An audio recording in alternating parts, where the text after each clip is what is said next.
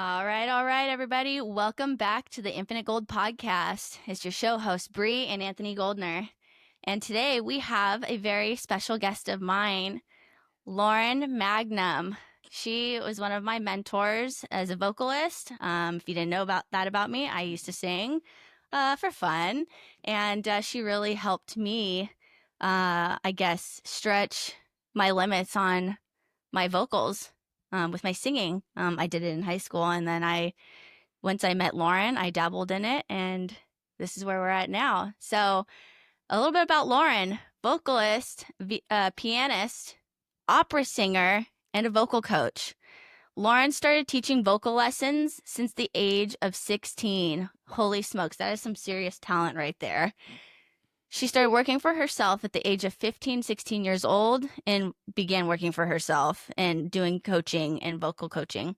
She lived in Germany for a period of time and trained overseas while she was training to be an opera singer, where she actually competed in what's called the Meister Singers. Did I say that right?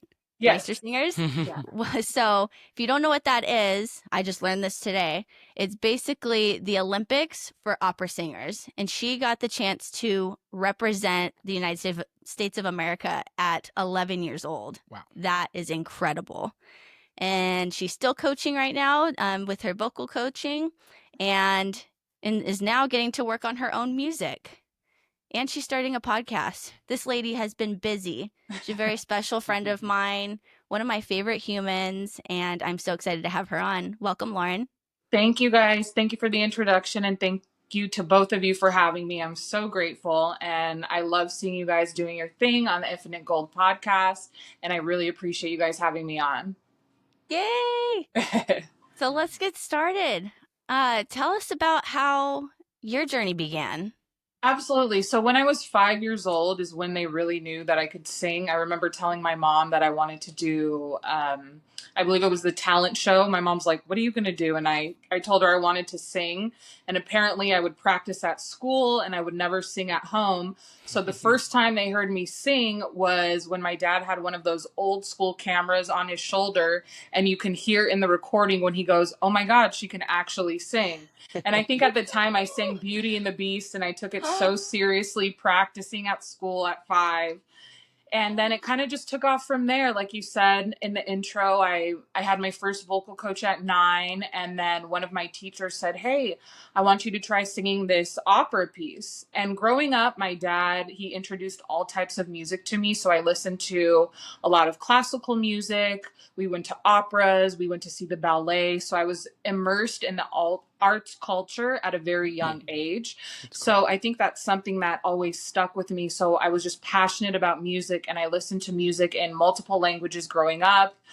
My dad spoke Spanish and German to us growing up, and then English as well.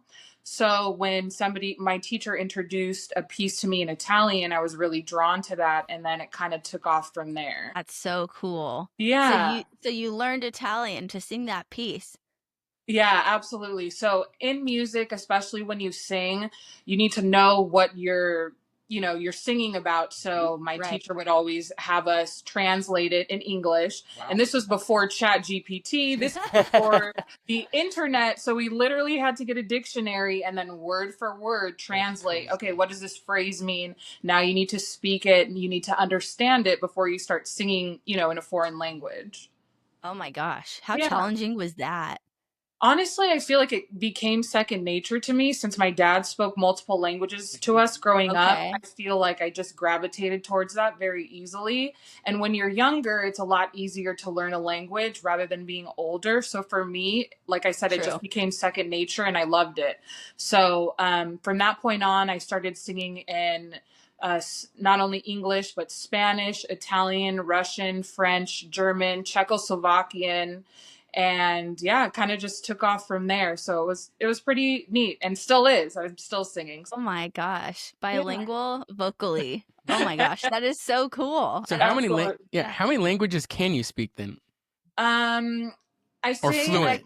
I'm a conversationalist in at least 6 languages. Wow, I that's Yeah. really didn't cool. And know that. yeah, so when I was in Germany too, it was a lot easier because you're immersed in the culture. Hmm. But, if I started speaking Czechoslovakian with someone right now, I'd probably get stuck because I haven't, spoken it in so Yeah. long. But yeah, my most comfortable languages, I would say, are Spanish, German, Russian, French. Those are the main ones. But Wow. Oh, wow. yeah. And So I'm honestly, just opera sounds there are operas in English that are written in English, but it sounds so much prettier in another language. Yeah. of course it does. Even if you don't know what somebody is saying, you can, if the person is an artist, they evoke the emotion, so you kind of know, Hmm. oh, this is a happy point in the song. Yes. Oh, this is a sad part of the song. So it doesn't really matter what language you speak if you're an audience member, you can Uh-huh. still understand through emotion, which is really beautiful. Yeah. Oh my gosh, that actually drew a memory to me of when I went to a Celine Dion concert in Vegas Mhm. with my nana, and she sang this song in, I think it was French. Yeah. Um, Je t'aime encore, I think is the Yeah. name of it. I love Yeah. you still.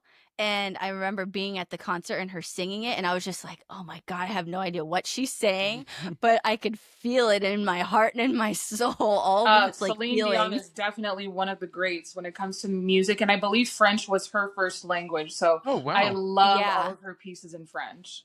Oh gosh, I haven't heard any others, so you'll have to share that with me when we're done Yeah, here, but I would love to absolutely. listen to that. So and then now that you've been working as a vocal coach, you got your business all started up and you started that what in LA area when you guys were living in California? Yeah, actually in Orange County. So I had a studio Okay. in Orange County. So when I first started, like I said, my first teaching job, I was 15. So it was before Okay. I even drove, and my Right. mom would drop me off at different houses, and I would go in, teach, and I was like, "Oh my gosh, I love this. I'm passionate about music, and I'm very passionate about helping people." So after one lesson, it was so beautiful just to see someone transform after one lesson. I'm like, "I got to keep doing this. Like, we're on to something." Oh, So that's great. after that happened, I opened my own physical studio in Orange County. Then lovely Okay. COVID happened and I had to shut it down, which was devastating at the time, but also beautiful because I ended up growing my business even more because I just did Zoom lessons with people. Yeah. So I Mhm. have a studio at my house. 90% of my students live outside of Las Vegas. So we do Zoom. So I teach people who are in London. I teach people who are in literally all over the world, from New York to Texas, London, Bali, somebody in Africa before, South America. So the power of social media is real, and it's so beautiful to be able to work Yeah. with people from all over the world. That's Oh, really cool. Yeah. yeah. What babe say? And then it's really cool that you, especially that you can sing in multiple languages. That allows you to coach people in multiple languages and in different pieces. So like you're not even steadfast in just one location. Like you could literally teach anywhere. Absolutely, I totally agree with you. And I've worked with people where there was a language barrier and I didn't even speak their language, but we just our language that we understood was music. So we made it Yes. happen. It's pretty interesting. We can't talk outside of music, but we are really good talking music right now. Exactly. I We Yeah. love understood that. each other. Yeah. Yeah, like music, it's its own language. Hmm. It You don't really have to speak is. the same language, but you do music and you're like, no, I get you. Hmm. Yeah, truly music is the universal language. Yeah. Yeah. Oh my gosh, so Hmm. beautiful.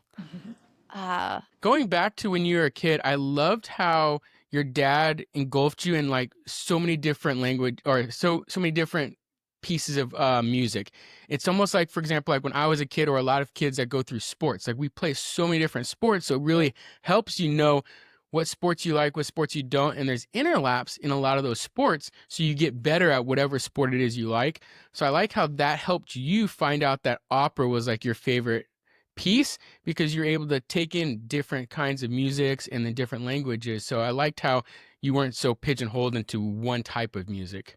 I'm so grateful for him because he came to the United States from Colombia. So he introduced cumbia music, salsa music, which is in Wow. Spanish. But then Yeah. he also had a love for country music. And it's funny because he would never say country, he would say country western, which is so funny. I So, love it. It is. he would be turning on the oldies like Johnny Cash. So I grew up Yeah. Oh, listening yes. to every type of music. And I know that my palette of music is so broad. Like, I don't have a Hmm. specific genre of music that I love. Like, Yeah. there are a lot of classical opera singers that just listen to opera, which is beautiful.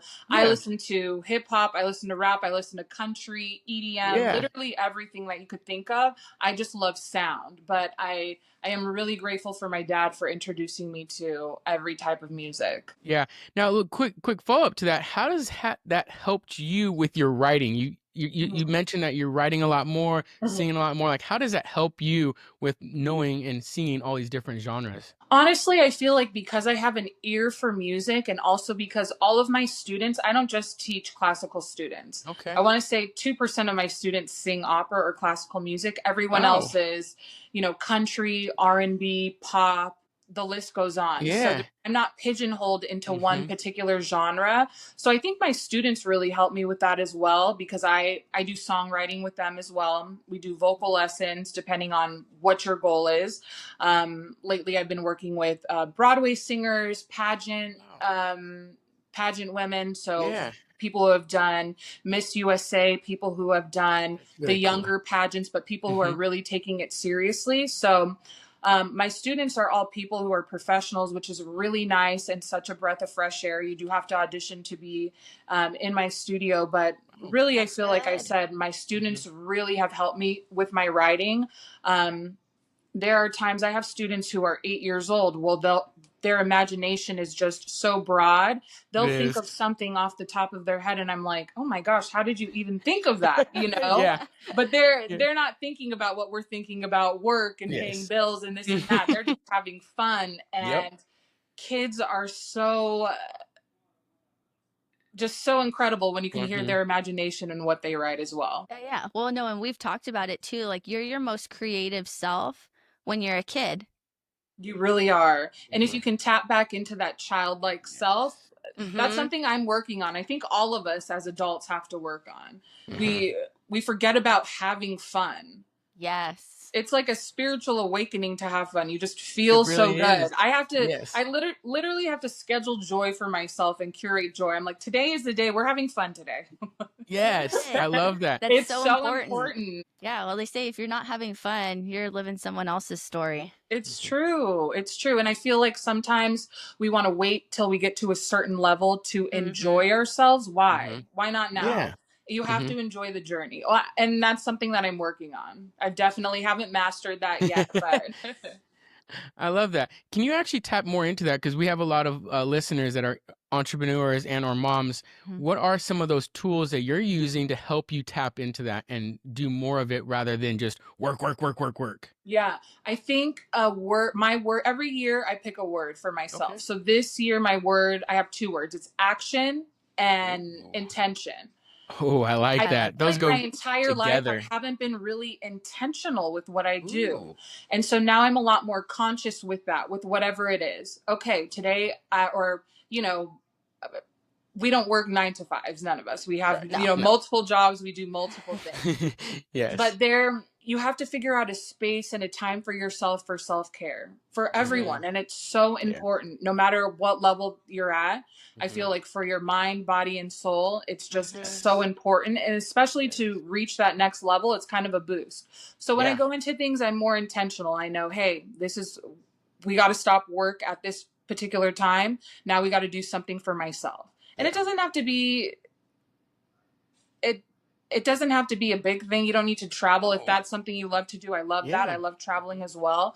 But it could be just something as simple as going on a walk and scheduling 30 minutes to an hour for yourself and getting outside. The importance of that is real, and you feel so much better even after a 15-minute walk, just getting some Yeah. fresh air. You guys get it. Yeah. Yeah, no, that's stuff that I have to do too, especially like being home with the kids. We're like, okay, we've been in the house for too long. Time to go outside. We're going for a walk. Like, we need some fresh air. We need some sunshine. We need to do some Absolutely. grounding, all the things. And I feel like so many people, they work indoors, they don't even have windows wherever they're Hmm. working. So it's important to get outside. Mhm. It's important to have fresh air, and it's important to not forget about yourself. So good. That's so good. Exactly. Well, that's so that way you can be the best version of yourself and show up the way that you want to and the way you intend to. Absolutely. And I can't So, imagine with you being so busy too as a mom. I feel like I am so busy and I do not have children. So hats off to both of you, to all the parents, thank scheduling, you. managing, balancing. I don't even know if I definitely haven't mastered the art of balancing anything. I don't even know There's if no that such thing exists. as balance. Does No. that exist? The Everyone's balance like, does I'm not. searching for balance, Your but your what is that? balance could look like this. That's what Like my this. balance It's is looking not like. it's not ever level. Yeah, it's not ever level, but I feel like just in motherhood and in the entrepreneurial space, there's no such thing as balance. You just kind of you work through it. You roll with the waves. You roll with the Yeah. waves and make it work every day. I wish more people talked about that. I love hearing just like the authentic stories because with lovely social media, everyone puts their Mm, highlights, which I right? So, get. so true. I'm one of the people who put my highlights. I want to look my best. I love, good lighting. I love a filter once in a while. I'm very transparent about Hmm. that. But I Hmm. love when people talk about how difficult it is because Yeah. that's the truth. Hmm. It's not easy. Anyone who says it's easy is not being They're lying. Yeah. They're lying 100%. authentic. Yeah. So that leads me kind of into my next question. What's been the most challenging? What's been the hardest part about your journey? What are some hurdles that you've had to overcome and that have made you stronger at the end of the day? I think keeping myself accountable, because I am a mentor, because I am a teacher and an educator, I tend to put my students first.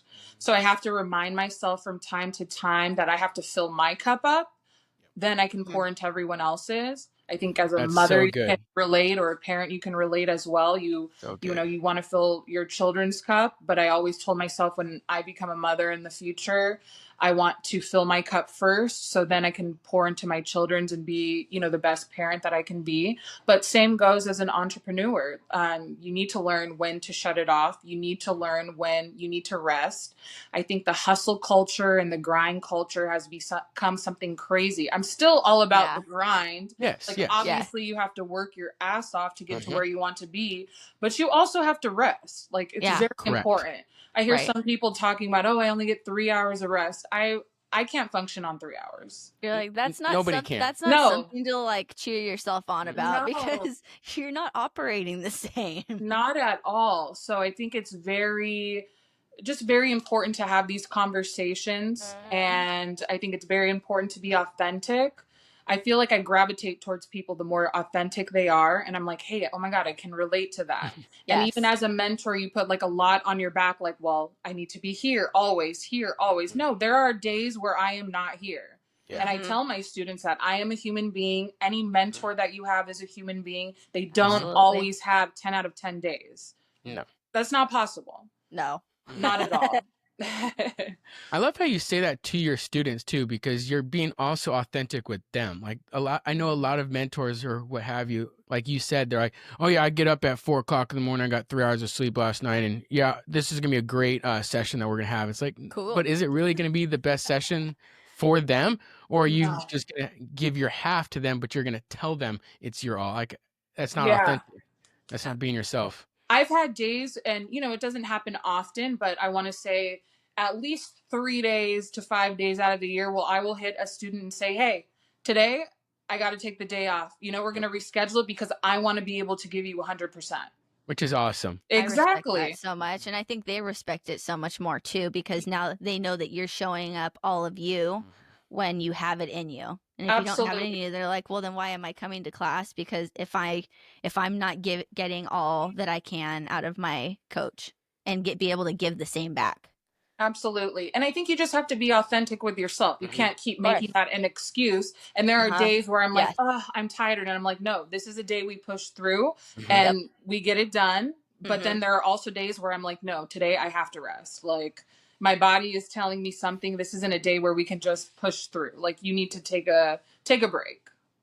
Yeah. No, and I think of all things, like our body is one of those that you actually have to listen to and to not ignore things for too long, especially when it's like reoccurring. You're like, okay, it's time. Absolutely. You know what's really helped me as well is meditation. That was really difficult for me at first. I started listening to, I'm not sure if you guys are familiar with Joe Dispenza. Mhm. I just listened to some free audios that he had online. And so I started meditating, not listening to anyone, just with 2 minutes per day. I did that for a week, and every week I would ramp up the time. So the first Mm. week started with 2 minutes every day. 2 minutes, you're sitting there in silence with your eyes closed. You're like, is this ever going to end? I'll be honest, I need to work more on it, but I've done that same thing, and 2 minutes is not even silence for me. It's like, so like if I did that, so then if I can make money over here, do I need to take the trash out? Did I help Jackson? Do I have work tomorrow? Wait, what's going on? What day is it? Yeah. Like It is literally, it's so such a hard. great mental tool for yourself, Yeah. especially for entrepreneurs, Oh, especially for high yes. achievers. I Mhm. highly recommend doing it. So after the first week doing 2 minutes, then the next week I increased it to 5 minutes. The next week I increased it to 10. The next week I increased it to 20. So Wow. to be very transparent, I did that for about 2 years and then I fell off. But now I've started again and I'm doing about 10 minutes per day, but it's so helpful. It just clears my mind completely. Sometimes I feel like my mind is a bunch of open tabs on a computer and Yep. I Yep. just haven't cleared them. I know we can all relate to that. When Without a I doubt. feel that happening, I'm like, we need to go meditate. And there's a quote that I love to share with people. I think it's an old Tibetan quote, but it says, if you do not have 20 minutes a day to meditate, you should be meditating for an hour a day. Wow. That's And actually really good. yeah, Wow. because most of us are like, we're too busy, don't have the You know? time, don't want to do it, can't do it. Those are the people who should be meditating for an hour a day. If you don't have 20 Yeah. minutes for Yeah. yourself, That's me yeah. 100%. So let me ask you a question on that. For myself as well, because I've done it back and forth. Like I'll be honest, I'll do it maybe 2 days a week, and then I won't do it, and I'll do it 2 days. Mhm. How did you push through the noise? So if, when you're trying to meditate, your brain is just going wild. How did you push through that and be like, I know I still need this? So a lot of times I think when people go into meditating, from what I've heard from other people and how I've also perceived it, our goal is to not think about anything. That's like Yes. physically impossible not to think of Yes. anything. True. So Yeah. when I do it and I sit in silence, I would always set a timer for myself. So hey, at this specific time in the morning, whether it was like 5:30 in the morning or 6 o'clock, that worked best for me. I knew when my timer went off, we're going to meditate. So I would sit on my balcony. I wouldn't even put on headphones, so I would hear cars driving by, I would hear Hmm. the wind, birds chirping, and I just told myself, you're going to get through this until your alarm goes off, and who cares if your mind wanders? Let it Yeah. wander. Okay. Don't think about, oh, how am I not going to get my mind to wander? That's the worst thing you can do. Just let it go. And Okay. eventually I started, I'm not sure if you're familiar, like with our third, what we call our third eye, which is in the middle. I would kind of focus on that and I would Okay. pretend like I was just staring at my third eye. And personally, that helps me kind Interesting. of Okay. get rid of the noise. Yeah. So I like something that that. you can definitely try. It might work for you. Everyone is Okay. different. Some Yeah. people love meditation where they're actually listening to someone or they're listening to music. Mm-hmm. I can do that as well, but personally, I love sitting there in silence. I like that. I Cool. remember when you had me practicing meditation when we were working together and you were coaching me. You're like, "Okay, I want you to start with this. Sit down for 2 minutes." I was like, "All right, 2 minutes, piece of cake. I'll sit down here, cross my legs on the carpet, hands on my knees. I'm gonna close my eyes." 10 seconds goes by. I'm like, "Am I done yet?" 2 minutes when you first start feels like Yeah. 45 minutes. Oh, it Yes. felt like eternity. Now I feel like I could probably sit down and easily do 5 minutes because now I've kind of like mastered a little bit more of the meditation, but I kind of incorporate it with my visualization when I'm visualizing my future and what I want everything to look like. I love And then that. over time, when I continue to do it, it gets more and more like vivid, Yeah. and my focus is that more dialed in.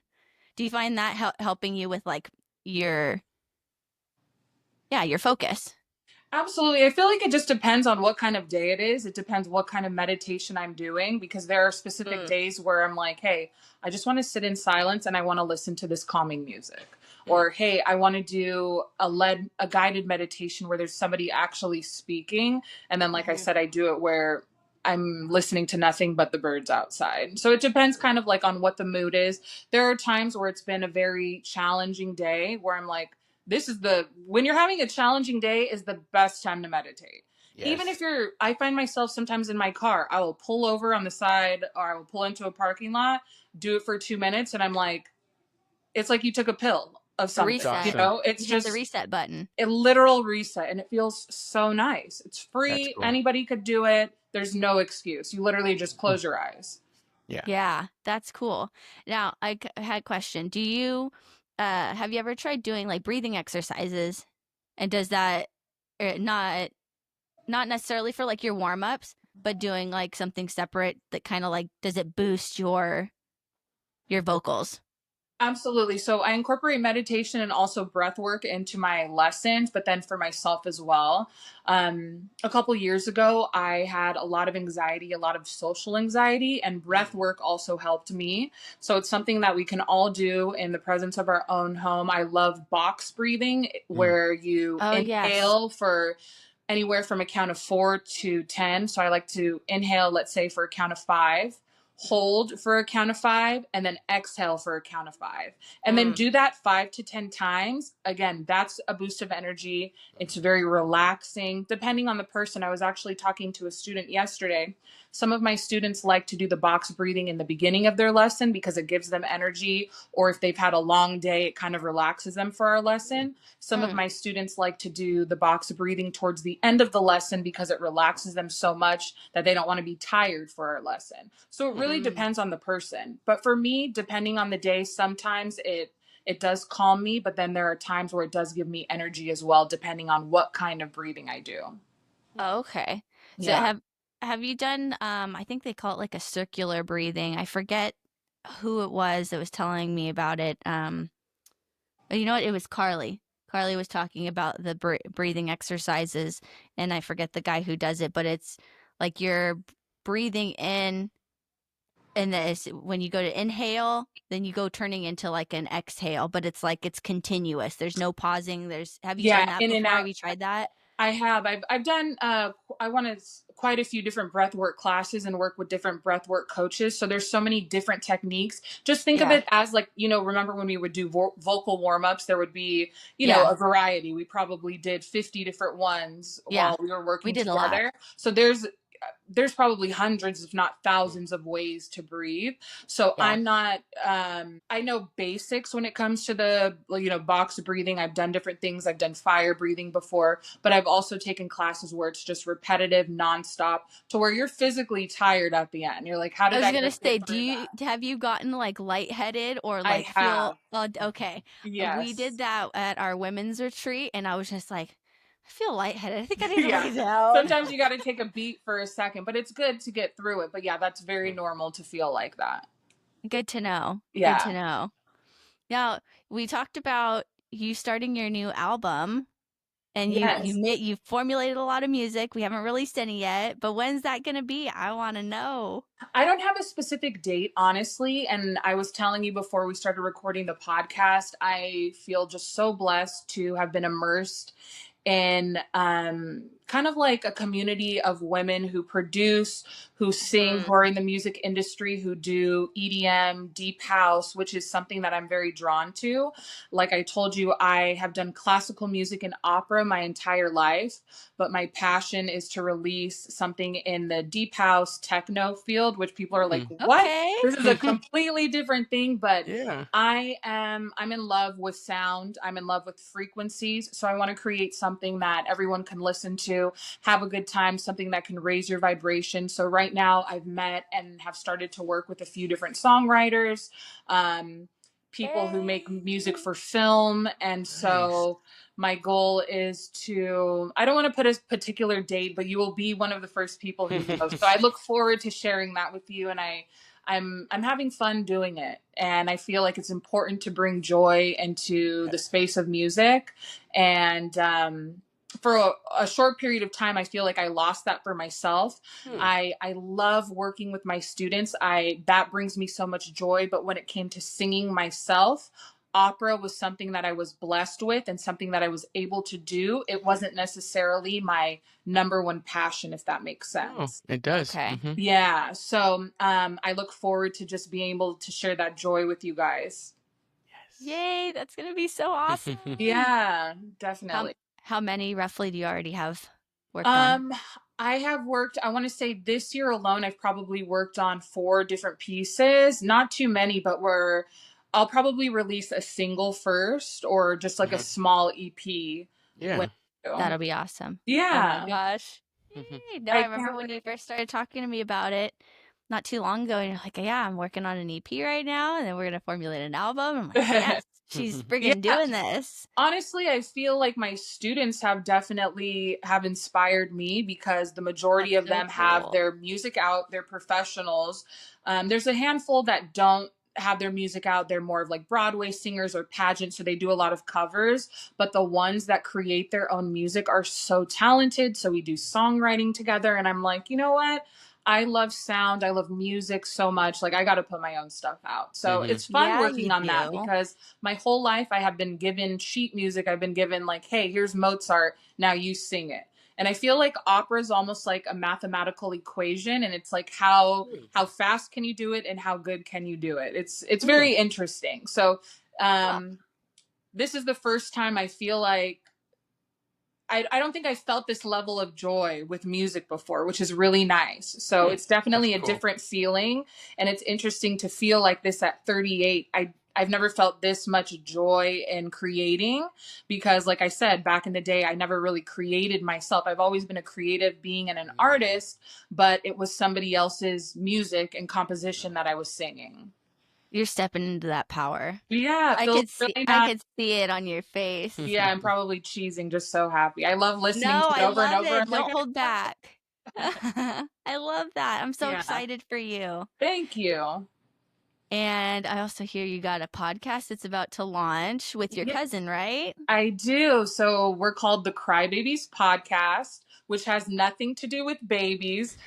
Did we pick the wrong name? Maybe. No, but No. we're very emotional. We talk about mental health, relationships, healthy and toxic. We're very transparent. We probably Ooh. say way more than we need to, but it's really nice because my cousin, we grew up like sisters. She's about a year older than I am, so we just grown up very close. We know everything about one another. She's in the tech field. I am a creative and an Yep. entrepreneur, so she's kind of like the yin to my yang. So, That's so cool. yeah, it's really nice. So June 20th is when we release our podcast, and I look forward to sharing that with you guys and the rest of the universe. Awesome. Yay, I'm so excited. Yeah, we I'll look mark forward. my calendar so I can tune in when it releases. Thank you. I really appreciate that. Yeah, and I feel like we also go deep into talking about mental health and just our Ooh, experiences I with like it. it. And it's a conversation that I feel like most don't talk about or dive Yes. into. But like I said, we're very transparent about our journeys, how therapy has helped us in numerous ways. And we're both just on a mission to transform and evolve, and growth is just a huge part of our life. So we just want to share that with people. And if one person resonates with how we feel or what's worked with us and they can try that and that helps them, then we've won. So Yes. that's our goal at Absolutely. the end of the day. Yes, absolutely. Yeah. All right. Now, the last thing that we always ask each of our guests are what are 3 golden nuggets that you would give to our listeners? I would have to say be conscious about being intentional because Oof. that has really, really helped Mm, me. that's a good one. Another one would be I think sometimes when people go to therapy and let's say a particular therapist says, hey, you're depressed, or hey, you have anxiety, or the list goes on, sometimes we take on whatever that word is and then we Mm. become that. I'm Mm, speaking Yeah. from someone who dealt with both. And I feel like I embodied anxiety. I was constantly talking about it. I was constantly saying, well, I have anxiety. I was making an excuse for Mm. myself. But the moment I cut that cord, I felt so free. And I feel like Wow. I haven't had social anxiety for about 2 years because I That's cut really that cool. cord that's and I awesome. stopped Yes. embodying what that is. So that's one. Ooh, I like And then that. the next one would be, let's see, curate joy for yourself. It's so Yes. important, especially as an adult. Like I mean, you guys are around little kids constantly. The way toddlers just have so much fun with a stick. Oh my gosh, I love that. I Yeah. also Yes. work with some children, and I do music therapy with them. So when I'm around them, Ooh. it just brings so much joy to my soul, seeing Yeah. them so happy. And I'm like, this is what we lose as adults. Yes. So even if you have to schedule joy, I know it sounds weird, but curate joy and It's schedule No, not. joy not for weird at all. yourself. You Yes. have to, for your well-being. You really do. Mm-hmm. Yeah, our friends say it's weird that it's weird that you have to Yes. Yeah. schedule. Like it's weird that it's weird that you have to say schedule the joy for Yeah. yourself. But I it's feel so like I'm necessary. yeah, I'm normalizing that for myself. Whether anyone else wants to do it, for me, I'm normalizing curating joy. I love that. Yeah. Yay! So good. I So appreciate you guys having me on. yeah, of course. Thank you so much for Thank being on. We you. appreciate it. We know our listeners got a lot out of it. We're excited for everything that you have upcoming, the EPs, the album, the podcast. We'll definitely going to tag you in on the video, and then we'll have all of our shorts. We'll have you tagged in on them, and that way people could check you out. If anybody is in the Las Vegas area or literally anywhere in the world Yeah, and has questions or wants to get some diving into music lessons, like definitely reach out to Lauren. She's amazing. I did them all virtually. When Lauren and I met, I think COVID hadn't even hit yet. Mm-hmm. But it wasn't until the beginning of 2020 that we started doing lessons together, and That's we'd right. never had an in person. Yeah, and Yeah. they're amazing. So definitely check her out. Check out our podcast. Make sure you like, follow, do all the good stuff. And we're excited to see your podcast and EP come out. Thank you guys. I appreciate it. And you guys go and follow the Infinite Gold on all platforms and tune in. Thank you so much. Thank you, Absolutely. Lauren. We Thank you love guys We so you. love much. you. Take care. Love you guys.